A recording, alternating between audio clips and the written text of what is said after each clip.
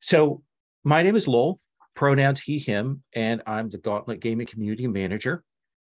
As well, I am the Age of Ravens blog, which, hey, we won an Emmy a few years ago. It was pretty cool. I've got it. It's a medallion. It's much heavier than I thought it would be. And today's topic that I'm kind of going over is discussing is kind of my history with hacks, and I've called it TTRPG hacks and getting games to the table. The Gauntlet and this community as a whole has been very good as an access way for me to do that and to avoid excuses for things. I have written a lot of hacks. People who are in the actual Zoom meeting, I've given them a link to the folder that have a lot of examples of the hacks that I've done over the years of various different levels. And some of them are modest, some of them are bigger. Some things that aren't in there are new mask playbooks that I posted on the blog recently, a couple of the 24-hour RPG games that I've written, those kinds of things. I like writing hacks, and I like being able to get those in front of people. So I am here to encourage all of you to do that. And I want to talk about what I mean by a hack. A hack is a new game which changes or adapts elements of an existing game or system. And it can go very far afield from what the original game was. I'm going to try to refer to game lines as games like Changeling or Blades in the Dark. And I'm going to try to remember to refer to systems as sort of the core engines that power things like World of Darkness, Forged in the Dark, those kinds of things. The mutant system is another one. So because I like breaking things down into lists and taxonomies, I imagine hacks in sort of 4 levels. We've got hacks that are rules tweaks. I've done this quite a bit. There's a lot I like about Modiphius's Star Trek Adventures 2D20, but there's some things I don't like. So one of the things I did is an express hack that changes some core rules, throws some things out. Another hack I did was I took Night's Black Agents and changed the core resolution system there, made it more PBTA for the actual action resolution system. We ran a long campaign using that. And at the end, people were like, that was okay. Maybe not better than the original system. And that was okay. We learned something in doing that. Another thing are reskins. And I have to give honor to the patron saint of reskins. That is Rich Rogers, who continuously does this with both his work on Gauntlet City comics in the past and now Star Wars Saturdays. His reskins of Hutt Cartel started kind of as a very modest reskin and now have taken a life of their own as people have worked and iterated and developed that. Also Swoop Gangs, which is built from the One Percenters motorcycle gang. These are exciting new games in their own right that build very much an existing system to new kinds of setting. There's also the adaptation of an existing game sort of engine to a radically new system, like using Forged in the Dark, for example, to do something like Battletech or Necromunda or something like that, that's moving it over and really rebuilding a lot of it to work with it. And then sort of the next step up is whole new games that probably borrow a few concepts from existing games, but they're their own beast in many ways. And we might even call them home brews. For years and years, my home group has been playing a game that's a homebrew called Action Cards, which is a very heavily fate-inspired game that uses individual decks of cards for the players, not as useful in the online world these days. So not as exciting, but it's something that we developed. We borrowed some ideas from other places, but felt a very new game. So in terms of hacks, I want to talk about sort of several major aspects. I want to hit and preview what those three are going to be, and then walk through those and some other things. I think when you're doing a hack, when you're doing an adaptation, any of these things, the first thing I think you really want to do is know why. Why is it you want to do that? And spend some time thinking about that before you sit down to do your writing or anything beyond, basic sketches. The second thing is write it and fail fast. Do quick, lazy hacks. Do quick, lazy adaptations. Try things out, see if they work or don't work, and then move on and get to further development. Because I'll talk with you about the costs of not doing it that way a little bit later in some of my garbage fire adaptations that I have done. And then last, I want to talk about some approaches to when you get to the writing process, things you might be thinking about. Now, this is very much my perspective on things. Your approach to workflow, your approach to writing, your approach to development may be very different, but I'm hoping there'll be something here useful to you to take away, and at the very least, to take away the message that, yes, you can do this. It is fun. It is a great activity to indulge in. So let me talk about that first step of analysis. I think that starts with, okay, you've got your idea, you've got your pitch. Maybe there's something you don't like in a particular game, or you have a new idea for a setting and you want to throw something into that. The thing you want to be thinking about is, what is it you want it to do? Why do this? And what are you gaining from doing this? Is bringing this game over to a new system going to add some dimension to it? Is it going to allow you to go in different directions? Or even as simply as this is, I would really enjoy doing this. I would really enjoy doing the hack. That is a valid reason for doing it. But I think that you want to think about what that is, why you're doing it, and try to be clear with yourself about what that involves. I have in my sort of quiver a set of hacks that, like, I want to do because they sound cool to me. Like that's my baseline reason. But when I sit down, I still haven't quite figured out like what I want them to do, what I want them to look like. My example right now is one of the white whale things is I like fading suns. I like the idea of fading suns. And I'm going to be running the new Fading Suns next month. But I've been trying to figure out what it is I like about that idea. Maybe it's just the pretty pictures. I'm not sure. And because I haven't been able to kind of figure that out, each time I've sat down to kind of go, okay, if I wanted to put this into PBTA or Forged in the Dark or something else, I haven't been able to figure out what I want from it. And that's been a problem. So I think thinking about that is important. One of the important aspects for me is that when we're designing, when we're writing, when we're thinking about this, is we're thinking about what the game actually looks like at the table, what the play actually is. And we're writing to that effect, and we're thinking about that when we're putting it together.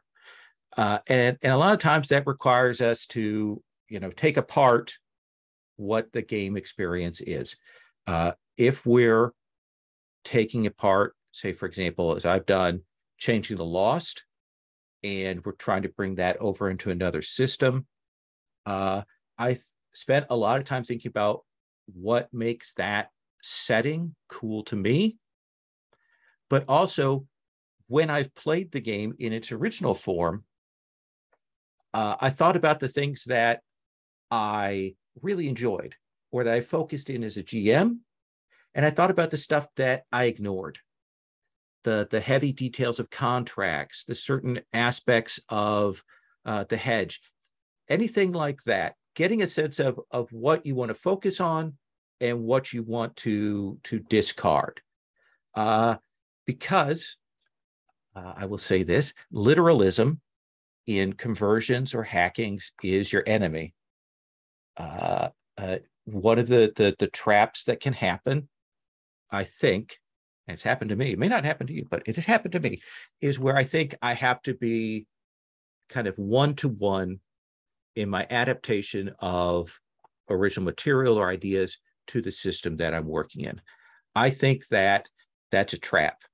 And I think that you can save yourself a lot of work ahead of time by thinking about what it is you want to focus on.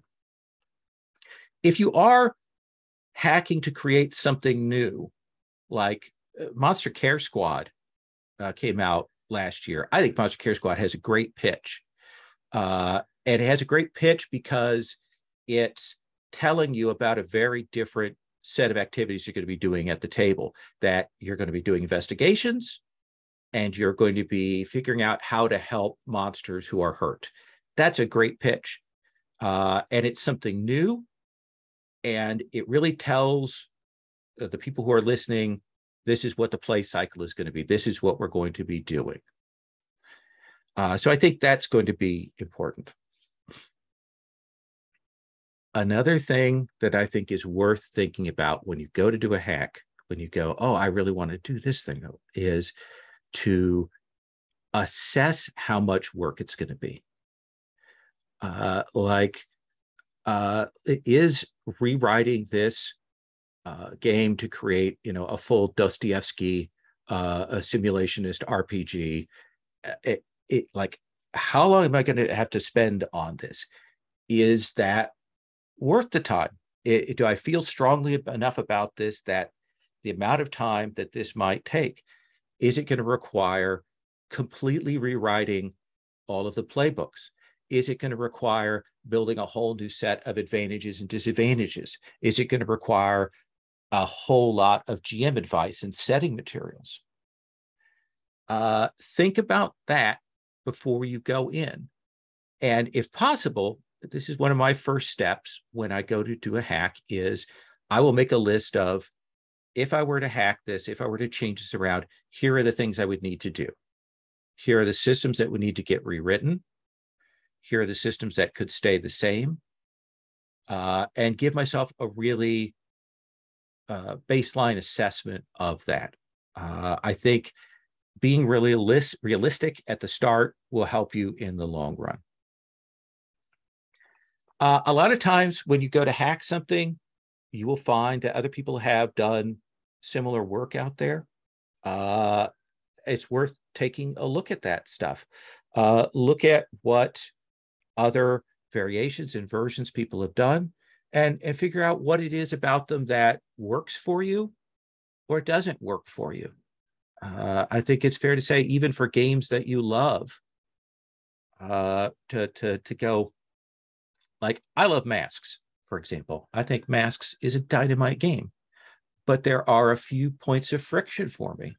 The way the end of session is handled, the way that changing people's labels in play kind of breaks the flow. Those are things that bother me. And if I were going to try to do a variation or rewrite, I would kind of start with those things. And if you find a hack that is similar to what you're doing, like when you read through it, at what point are you going, ooh, they didn't think of this?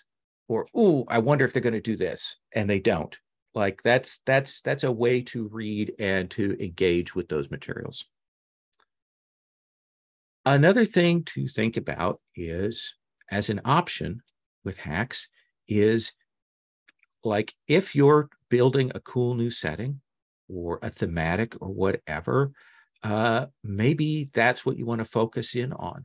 You want to focus on the flavor and the feel of the place, those concepts, and build those up, build systemless reference materials, build random tables, like Thousand Islands for the OSR is just a dynamite set of materials that have been built up over time. Each of them is great. They're all systemless. They all have amazing flavor. And one of the things about doing that task is that might be useful to someone. You might then, once you've got that systemless material put out there, that may give you a better sense of, if I were to try and build a game, build an engine for this, what I would need to do, where I would need to start to get this to work.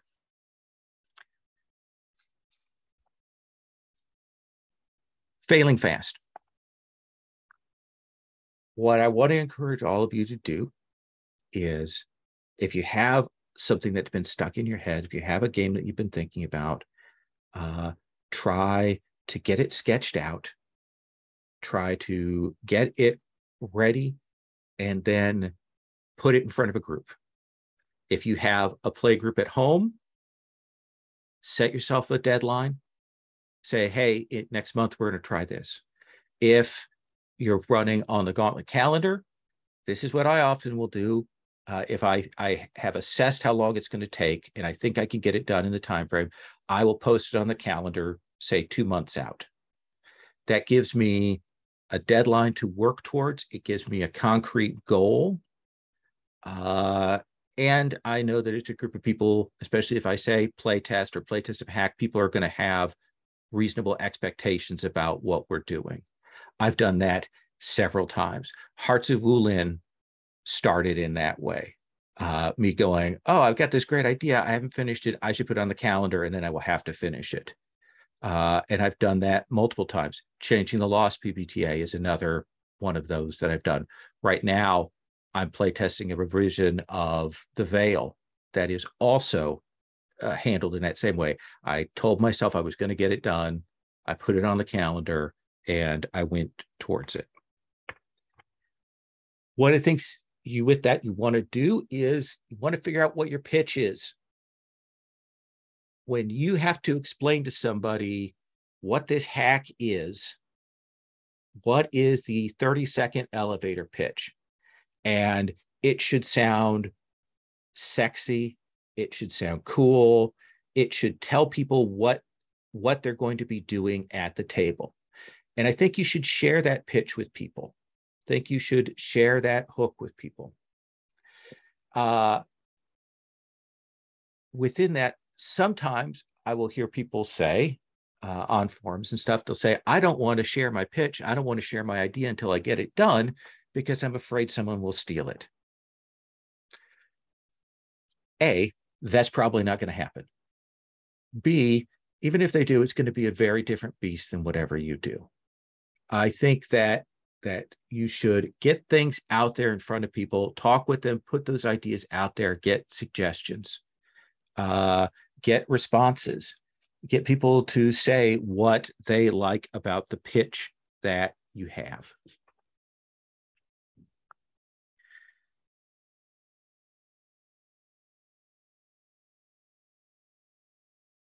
The best way to start is to figure out like one of two sort of key directions, I would say. In any hack that I've done, I either start with the playbooks, because that focuses in on the sense of what the characters are like, of what the play is going to be like. I start working from there. Or I move and I look at the resolution system first, like the key elements of that and how that is going to differ. So in that sense, I'm looking at either the basic moves, if we're talking PBTA as the model, or talking about the playbooks that. Yeah, I think Steph actually made a very good comment in the chat there, that talking about the whole pitches and telling people and talking. Any game jam will be a demonstration of how different a single idea can be, how wildly, radically different those directions can go in. I would say in this day and age, the best place that you can start is with the character keeper. This is where I begin with most hacks these days, is laying out, okay, here what the playbook are probably going to be. Here's what I'm imagining in terms of the number of moves. Here's what I'm imagining in terms of the basic moves. That's a great place to start sketching things out. I will go through other materials, other resources, and look at what they have. And I will often use existing moves as placeholders from other things to rework, in particular, to think about the kinds of things that can be as moves for the different playbooks, or basic moves that do sort of what I'm trying to do in the game. And then later on, I can go back and refine, change, rethink how those are. But the character keeper is a great tool that we have now. Rather than just hitting a blank page, you can start breaking things down. When you go to write, when you go to create your hacks, when you go to present things, think about what is the minimum amount of information you would need to get this to the table.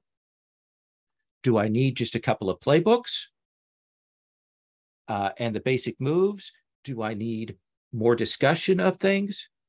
Usually it's the basic resolution system that you can explain, basic moves, or that core system of this is how the dice work and this is how we resolve things.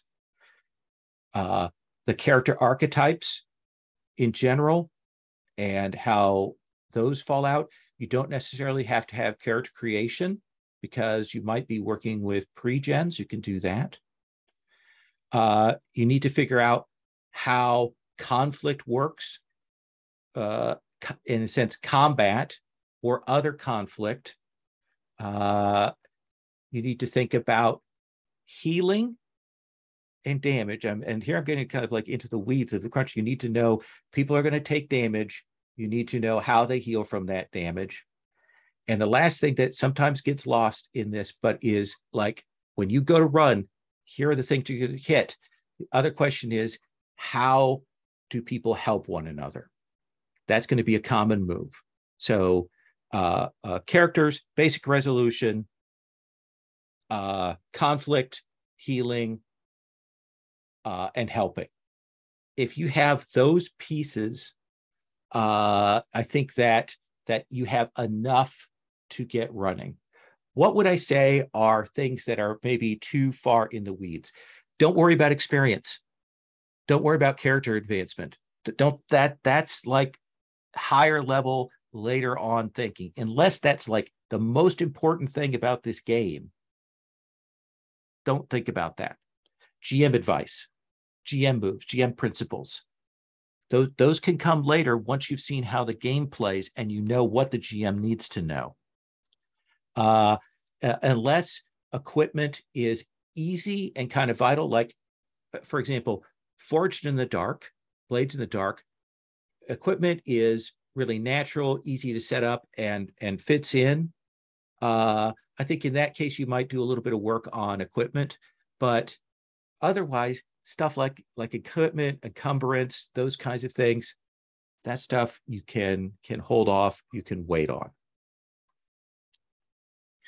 I mentioned that setting yourself a deadline by putting something on the calendar is a good impetus to work. I think that's really useful. As a sidebar to that, to talk about sort of my experience over the last several years, all of us have been in in the great panini in the pandemic here. And I will say that my ability to focus on tasks has significantly diminished. I find it hard to sit down and write for more than an hour.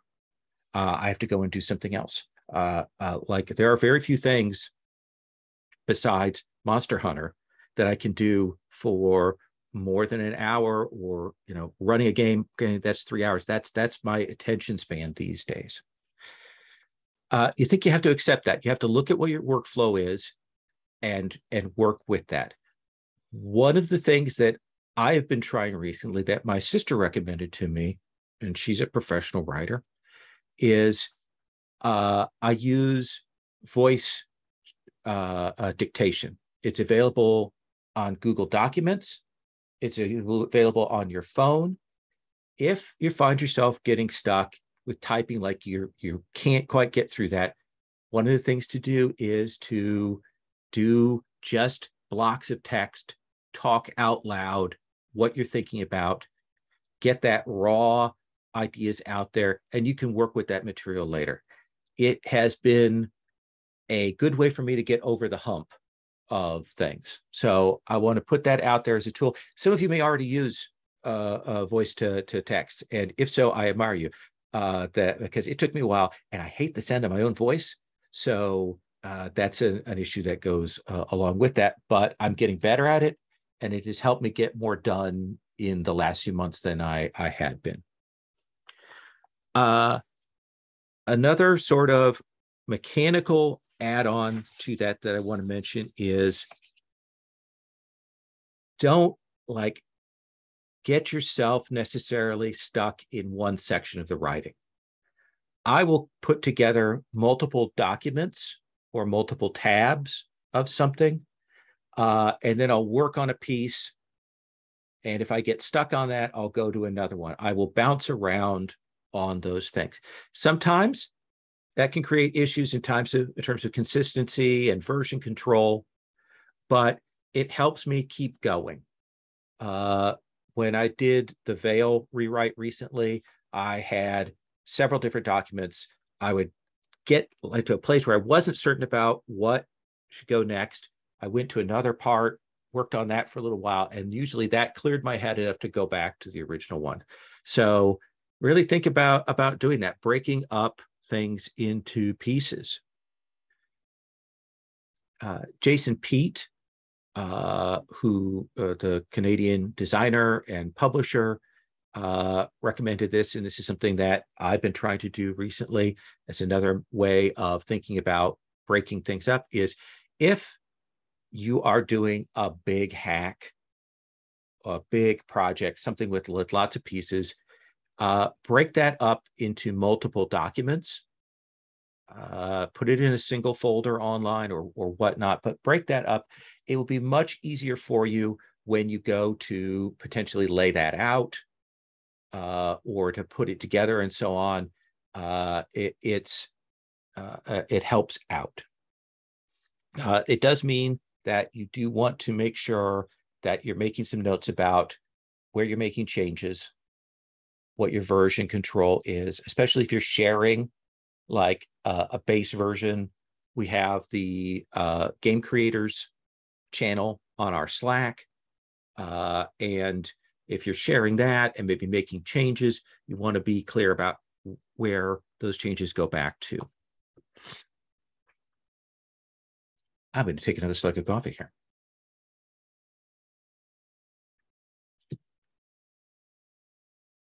One of the dangers and the traps that I have fallen into many times, even though I tell myself, don't do this. Don't go to lay something out in a big fancy layout program, a publisher or Affinity, until you've gotten a ways down. It is much more difficult to edit and to make changes once it is in a layout program. It is much easier to work and make those changes earlier on. And you'll find yourself like getting frustrated when you're making changes and now you need to look at how the flow is going and you have to kind of repaginate and all of those things. And most of those programs do not have great editing tools. Like I love Affinity Publisher. I think that's the name of it. But the text editing in that is not great. For example, Scribus, the free online open source page layout program, really great, really awesome. Editing in that is a nightmare. So work to get those things done ahead of time. Write it and run it. Get those minimals done. Get those things out there. And then iterate it or scrap it. But I said fast hacks. Get things that like what you need to do enough to get it to before people, in front of people. Have them try it, see what you think, and then you can say, okay, it's done. You can say, I want to make changes to it, or you can say, this is a flaming hot garbage, a trash can. Let me give you an example. And a thing I want you to avoid. I have all of the 7th C second edition books. I have run 7th C second edition several times. And each time I was like, this is not quite working for me. This is not quite right. So I, in my infinite wisdom, decided I would rewrite the course system for 7th C. This should be no problem. This should be easy to do. And it would have been, except what I decided to do was to copy out all of the text from the books and made sure I rewrote all the advantages and all the background options and all of those things to this new cool system that I had come up with. You will find a copy of that in the folder that I sent you a link to. You will see that it is many pages long. And I was very pleased. Like it looks cool. It looks sweet. Like I adapted all the stuff. I figured it out. I did a character keeper as well. I got all that stuff done. Then we went to play it. It's not good. Like, it just doesn't work. I tried to do kind of a D6 system adaptation. I thought it would solve some of the problems that I had with the original game. It did not. And that was many weeks worth of work that I did, that if I had approached it more smartly, I could have made some basic changes. I could have tried some pre-gens. I could have done that much more easily. And I could have found out much sooner the mistake that I had made, that it just didn't have the flavor that I wanted to. So this is the reason to try things out, to test things out. On the other hand, smaller versions, smaller things. Star Trek Adventures Express. I like the changes that I made to it. I made a couple of changes to some of the core things. I cut some elements out. I changed some of the talents. And we tried it, and some of it worked, and some of it didn't. And we went back and made a few more changes, and a few more changes, and a few more changes. And I like where we've gotten it. I won't say it's perfect. There's some things that I still have to figure out about, but I did small bites, and I was able to get it in a form that I like at that point.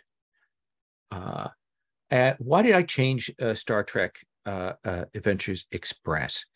One of the things about the way that STA is written originally is it looks like it ought to be how do I put this?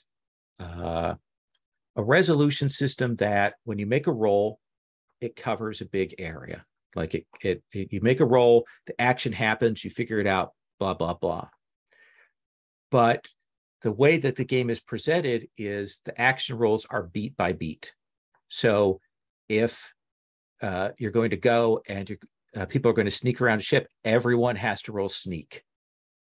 Everyone has to roll, the fighting damage and do, damage dice, and fights are going to last a while. It's that kind of real granular approach to things. Whereas I wanted the game to move faster, such that any particular roll will either solve a problem or solve a problem with a cost, or essentially have a failure state. And so those are the changes that I made to it. There are things like the effects and damage dice in Star Trek Adventures Express, which is one of the elements of some of the 2D20 games.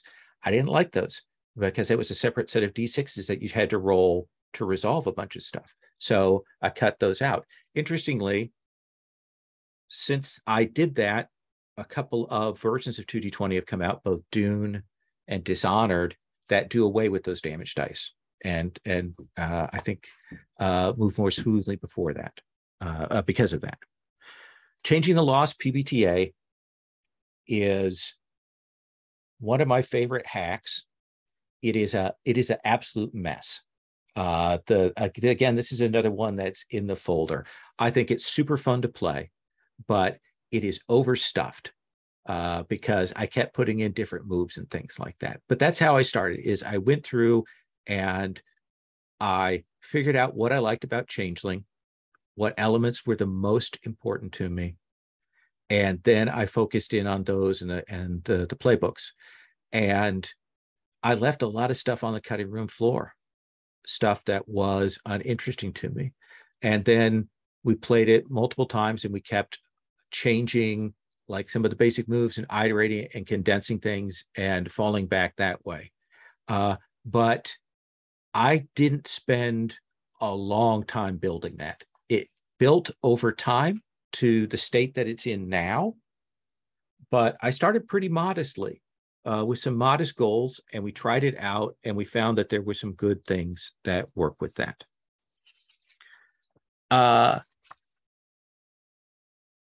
Couple of things about actually writing stuff that I want to emphasize. Whatever you do in terms of documentation and presentation, and maybe you're just doing a character keeper, I think it is absolutely fine just to do a hack in a character keeper and hand that to people. As long as you have like, here's how character creation works. If you're making characters, here's basic resolution, and then you can make your other choices there. But if you're doing a document, especially preliminary documents for people to work from, think about when somebody is at the table playing with this material, what do they need to know? Can I put those elements of what they need to know in one place? And then what can I do to make it easier to find things to get around? Obviously, if we're writing like an online document, we're probably not building an index, but Microsoft Word and Google Docs have easy ways to build a table of contents, especially with hyperlinks. That just means that you're going through and you're being consistent by marking things with headings and doing that. That's one really excellent way to make it easier to work with, but also figuring out like the elements that people are going to have to go back to again and again and putting those in the same place. I'm surprised how many big games and games that I like kind of don't do this. I think Blades in the Dark is one of the best games for teaching. Like like when you read through it, you're like, oh, it builds on itself. It's smart. It shows you how it's going. But I also think Blades in the Dark, when I get it to the actual table, I can never find what I'm looking for.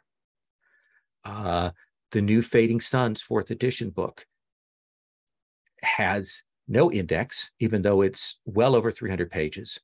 And the material that you need to know for character creation is spread all over the book. Even though it has here's the quick rules for character creation, it still directs you to other sections for basic things like derived stats and things. That's a bad choice. So think about what people need to have to play and what they're going to be looking at when they actually get to the table. As an add-on to that, when possible, use alphabetical order. Even if maybe thematically it doesn't quite work, put things in alphabetical order. That's a logical key for people, I would suggest that if you've got a set of basic moves on a playbook, put those in alphabetical order. Mark those in that way. It allows for people to quickly look, and if they have to go back and re-examine something, it gives them a keynote for it. I think that's really important. As a related point, don't underestimate the power of parallelism, of writing, like, let's say you have obligation questions or bond questions or things like that, writing those in the same format so that people get used to, this is how this is laid out, this is how this question is structured, this is what these pronouns mean in each of these sections. Doing the same thing with moves, trying to be kind of parallel when you have moves that are similar, writing them so they're laid out with the same order of key information, order of structure. That's a good editing pass thing to do, is to look for opportunities to put simple things like lists in parallel order so that it doesn't look like just a jumble of information. It makes it easier for accessibility. And then again, we're doing this meeting online. Most of you have played online, but I think it's worth thinking about, keeping in mind how your game is going to play in an online environment. There are some games that have real challenges for that. Alice is Missing is a game that has some challenges for that, but they baked in materials for running online into the basic game, and there's discussion about that in there. If your game has accessories or cards or add-ons, think about how that's going to get presented in a simple way to the players.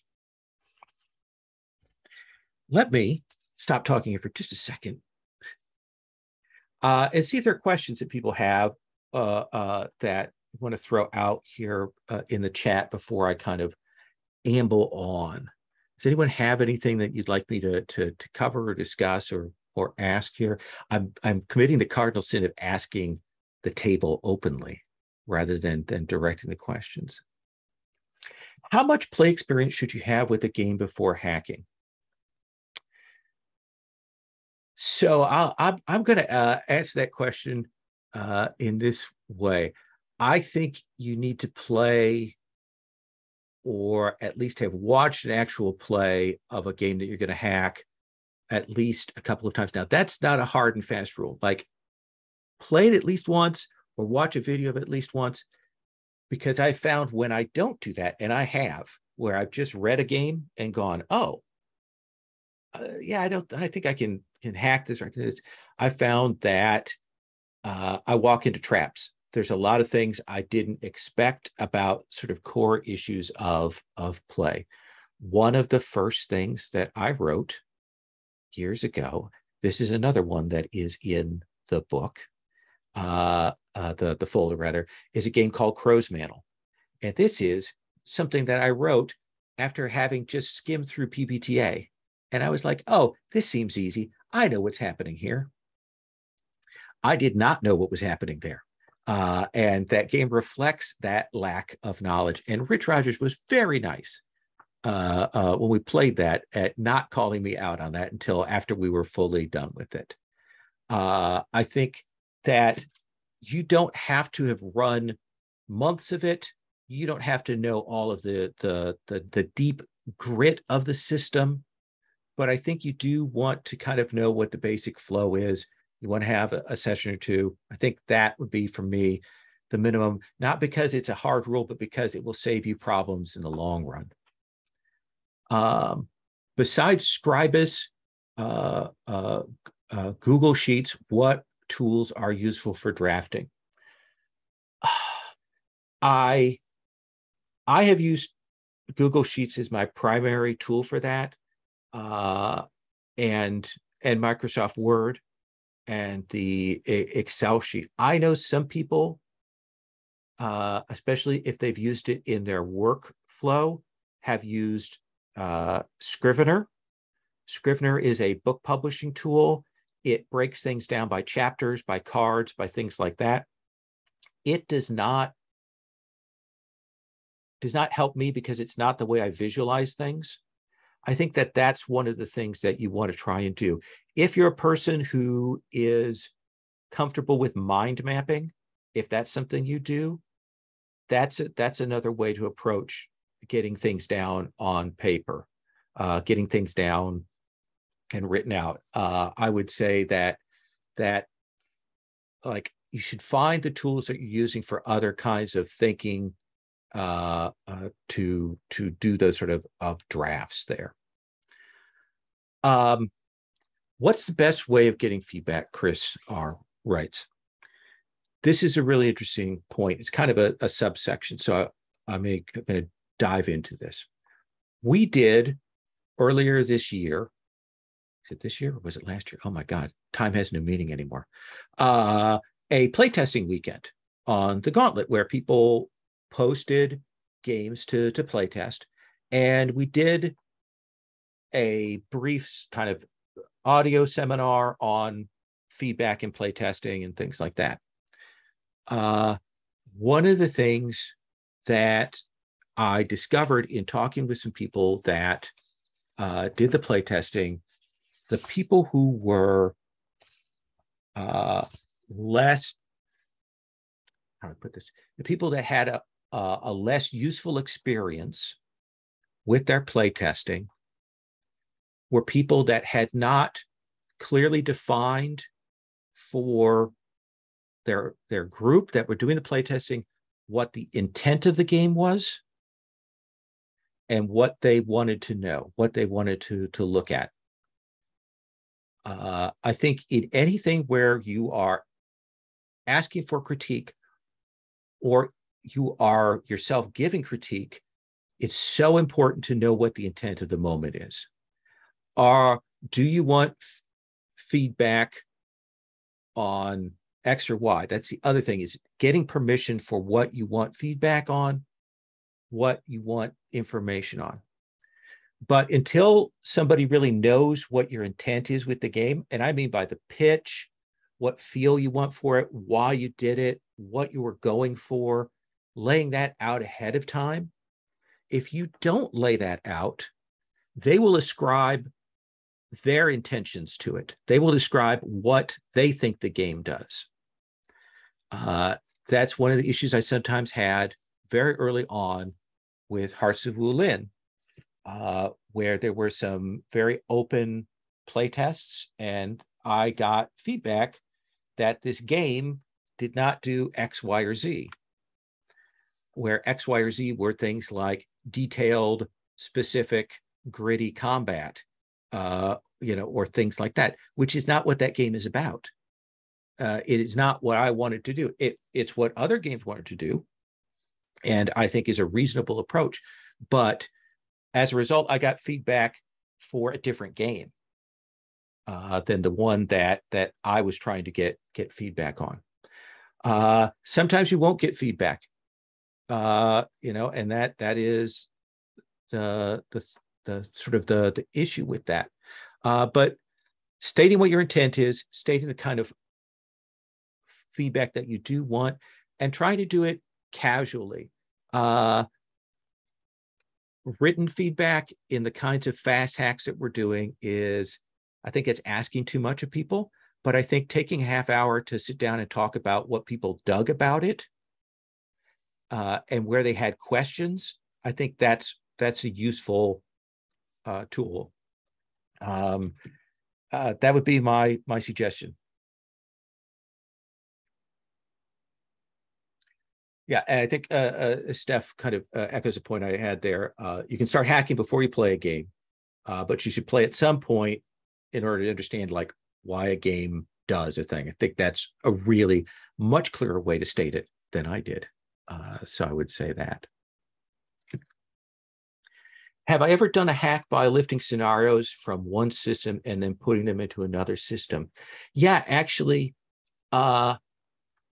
I have a couple of my own sort of go-to scenarios that I've thought about that I have, but there is a scenario for a game called Weapons of the Gods, which is an old game by the co-authored by Jenna Moran, and it has this brilliant introductory scenario where the players go to a place, they want a thing, they have to go through a set of competitions and contests, and then there's a conflict. And that basic structure I have used and reused, and it's I use it because it's fun. It has kind of a carnival atmosphere to it, and it also hits on a lot of the key points of play. Introductory scenarios from books, well-written ones, like starter scenarios, are really good things to borrow and to rework and to play with. It's a good way to test out the key elements. And yeah, Puckett makes a really good point. We had a very strange sort of iterations. Alan Rees originally used a game called Operators by Kyle Simons to try and run Nice Black Agents. And he tried working from one of the scenarios that was available for Nice Black Agents and playing that out with that different system. And it didn't quite work. And Alan worked from there on a couple of iterations, and that's how the game that he published via Zine Quest last year, Against the Dark Conspiracy, how that eventually came to be, is that kind of iterations and building on those things.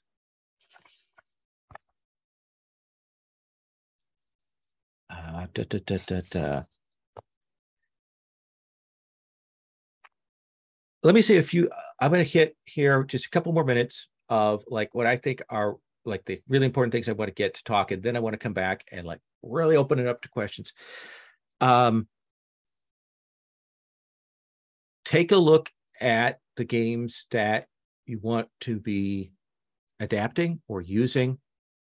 Do they have an SRD? Do they have a system reference document? Take a look at that. See what is available for it. Look and see what the limitations are of it. Read through it. Note that when an SRD is out there, the SRD doesn't necessarily cover all of the tech that's in the game. For example, Legacy Life Among the Ruins has an SRD, but there are approaches to play that come from the legacy game Free from the Yoke that are not present in that SRD. So you need to probably talk to somebody if you're going to be using those elements there. Some games are offered via Creative Commons. Masks is Creative Commons. The Veil is Creative Commons. Look and see what the limitations are on that. What is being said, what version of Creative Commons is being used, and what your rights are within that. Another thing that's out there more and more these days is the creation of community content. This is like the DM's Guild. It's all of the stuff on World of Darkness. There's a whole bunch of material being published there. There are a lot of companies that are doing that. I want you to be very careful if you decide to go that direction and if you decide to publish that. A lot of those things take control of the rights that you do about what you can do with the material later. You may get access to a cool setting or a cool world, but there's a real cost to you of not being able to potentially reuse that or potentially using your ability to draw on those ideas later. Unless you're really invested in that and want to go down that road, I would be very, very cautious about that. At least if you can, talk to someone else who has been in that scene before you. So other writers or designers or developers that have done that. Ask them how they feel about it. Would they have gone that way? Would they have done that? One of the things that is a common hack, and I've talked about this with my Changing the Lost PBTA game, is you adapt a existing setting or property, not for profit, but to be put together to, play out.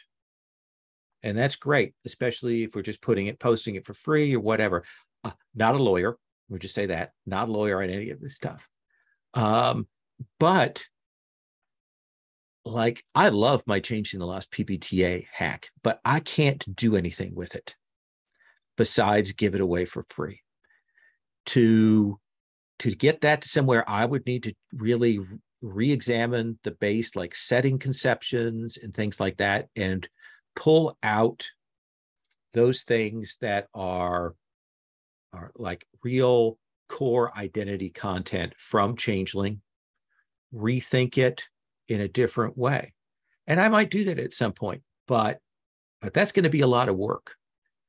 And if I had come at it from another direction originally, if I had considered that and maybe started from a different premise and then built the pieces on that I wanted, it would be much easier for me to make something of that. And I think it's one of the best things I've done, but it's also something that if I do want to do something saleable to put on drive-through or itch.io or whatever, that's going to be a lot of work. And I have to be really cognizant of that.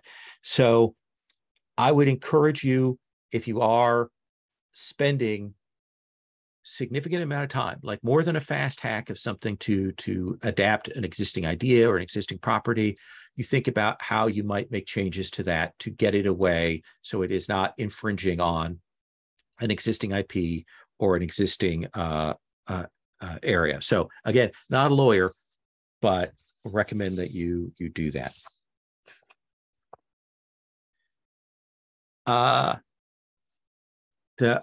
venues now, as you all know right now, are essentially sharing things online, itch.io and drive-through RPG. Itch.io has a lot of advantages in that it's easy to get things up on there. It has a nice large group of people who are writing, but it has terrible search. It's hard to find things. It can get lost and buried. Reviews are hard to do.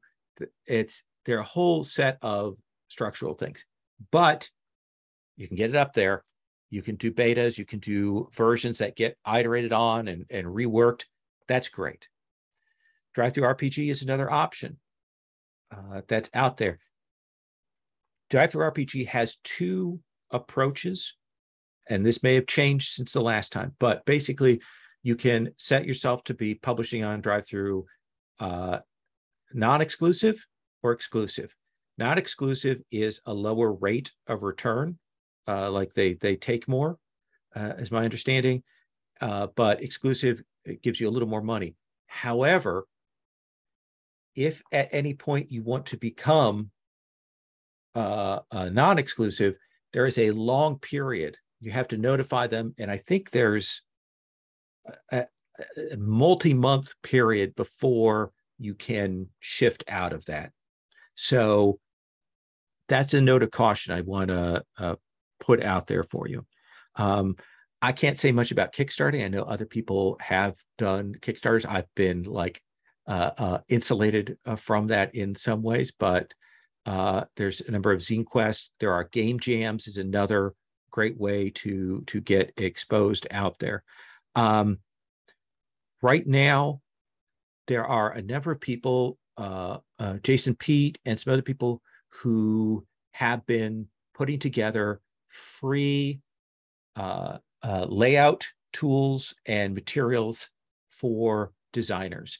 I encourage you, if you want to do that, to hunt those down, to do searches on Google for that.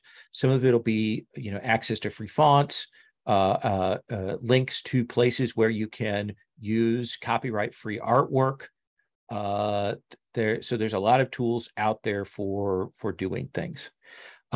If you're not great with graphics and you don't necessarily want to muck with artwork and stuff, one of the other ways that you can jazz up the place is thinking about the colors that you're using, for the cover or for markings, things like that.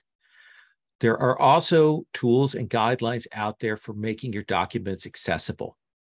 What fonts work, what colors work, not to use background images on pages, things like that. I encourage you to look at those kinds of things. Think about your layout for accessibility. All right. There's some other notes in this document, the outline that I gave you, but other questions or ideas or things you want to talk about or games you're thinking about or hacks that you're working on. One of the things we're thinking about on the Gauntlet, I know that Ray Najati did this now once, and we had hoped to do this year, but we haven't, but it's still sort of on our stack, is the idea of doing a game designer camp where a group of people get together to work and share things. I know Steph has been working on doing a writers group that includes game writing and general writing. So we're trying to look at ways to do that. Other questions about particular systems, hacking particular things? I'm going to give you another minute or two, and then I'm just going to drink this coffee. Anybody else? Okay. Well, if there's nothing else that anybody wants to talk about, questions or comments, are there any hot button topics to shy away from? That's a really good question. What I will say is this. One of the reasons that Hearts of Wulin works is because I went and got someone with a Chinese cultural background to write all of the cultural materials. Anything that even vaguely touched on cultural stuff, they wrote, and that's Joyce Cheng. And then I took the time and we got Elin Wang, who did our sensitivity and cultural reading. And I tried to make every change that they suggested because all of them made the game stronger. I would say that if you are doing a game that has and interacts with issues of accessibility, of gender, of those kinds of things, you definitely want somebody to read them. I would recommend to anybody to have an accessibility reader, to have a sensitivity reader for anything they're doing of any substance, like especially if you're getting it published. If you're putting it out there for publication, I think it's incumbent on you to do that. And that may mean money to do it. But if you even vaguely think that you're touching on any hot button topics or just general topics that are working with another person's culture, I think that you really need to do that. Get readers and pay your readers. I think that is important. Any thoughts about picking a system to hack? Like, I know what kind of story game, kind of story I want, a game to tell. I'm not sure if it works better with PBTA, Forts in the Dark, Gumshoe, etc. Yeah, I will say one of the things that for me is when I'm looking at this is, for example, Powered by the Apocalypse. Powered by the Apocalypse has a really basic core set of resolutions. I know what the pieces and parts are of that, and it's really good at emulating a particular genre. It's really good at at telling a particular kind of story. It is not as good telling a story where you're doing a more generic thing, or like telling a story where you're not sure what the genre is, where you're not sure how to get that pitch. Gumshoe is a great game if your primary focus is on specific problem solving or mystery solving. Like otherwise, I think you're losing some strengths if you're not doing it for that. Forge in the Dark is an interesting case because Forge in the Dark has a lot of modules to it. On the one hand, you can say that Forge in the Dark is just that resolution system of the D6s and the scale and stress and so on. But then you've also got Forge in the Dark that is about the downtime action. But then you've also got Forge in the Dark that's about the crew generation. Look at what those pieces are, and are they things that fit with what you want to do? Do you need to have a crew? If you don't, then maybe Forge in the Dark is not the game you want, because there are these pieces that are you're going to have to necessarily jettison.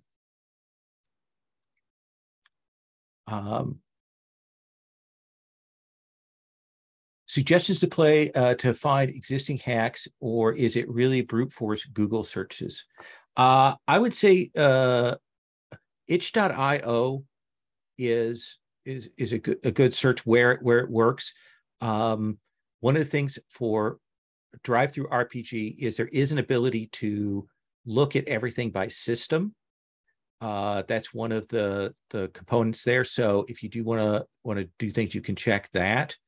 And then I think to kind of confirm what you said there, Chris, asking on the gauntlet or asking in your gaming discords or things like that, what people have done or what have they seen. Will asks, are there any signs to determine whether a hack is working well or not working well? One of the signs that a hack is not working well is if you find yourself like wanting to change it when you're running it.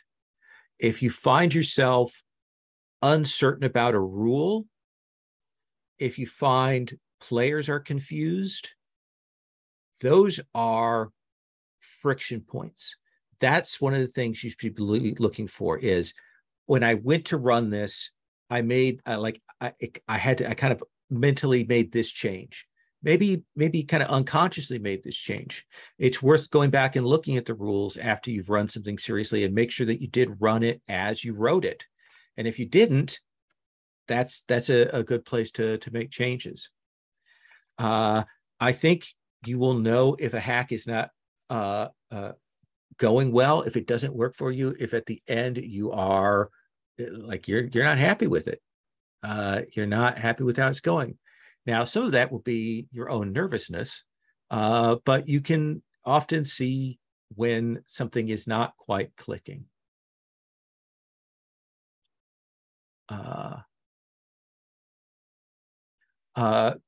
Chris Rucker writes, listed case studies. We'd love to hear more anecdotes. If it's convenient, I'll come to a couple of those things. Are you aware of any other safeguards, like the illegal rule to discourage is one example of white supremacists from playing a game? Safety tools. Even if you are putting something out there as just like, hey, here's a hack I've done, reference safety tools. I want it to be that at some point, people would never even think about putting out a game without some form of layered safety tools. I think that's really important, and making that just a commonplace accepted thing. I would say that. And Steph mentioned again, smartly and clearly, you can literally search SRD on itch.io. And there's a bunch of SRDs on there. There's a bunch of stuff like this is the dinosaur that I am. I will willingly admit there's Caltrop, Carta, Charge, Russian Alone. There's a ton of game systems out there with SRDs that I have no idea how they work, but people are loving them. So yeah, follow that and look for what's working there. A couple of let me give you examples. So one of the things that that Daryl asked me about, and I still haven't gotten back to him, that I've been working on, is using Brindlewood Bay to do Riverdale, and basically the idea of doing kind of a weird high school with the mystery stuff. One of the things that has been a challenge for me as I've been trying to do that is figuring out how much of the romance and high school like clique stuff and the battle on that side and sort of social things, how much that play has to balance against the mystery. And then like, what's the meta mystery? How do I feed that into that? That is a triangle I have not figured out yet. Like, there's a game, Bubble Gumshoe, that's out there. That's the Gumshoe, like high school Veronica Mars game.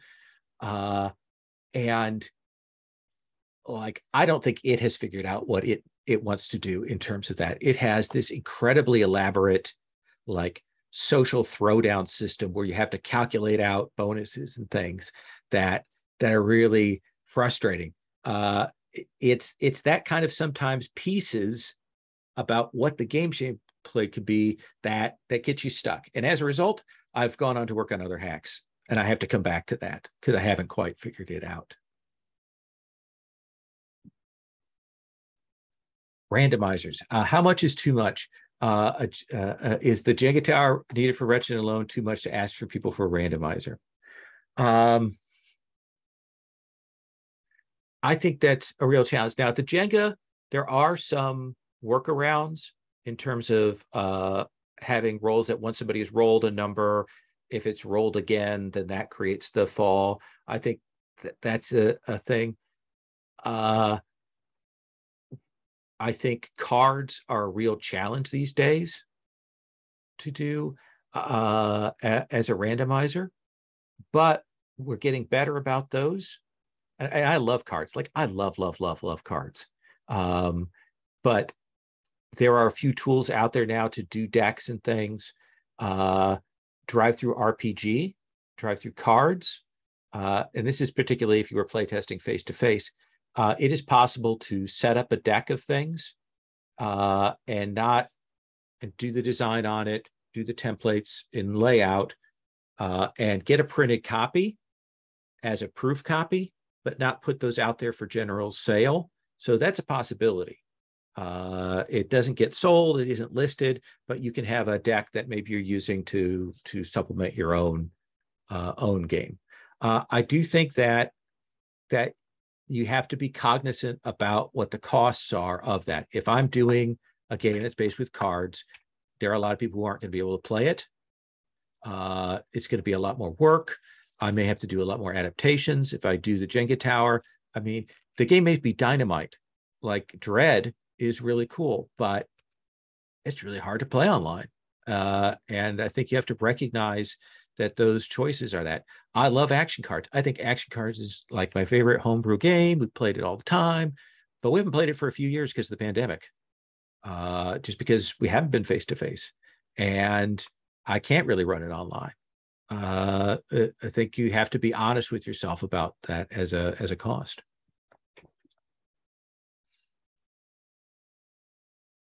All right. Well, because my throat has gotten super dry, am going to stop here.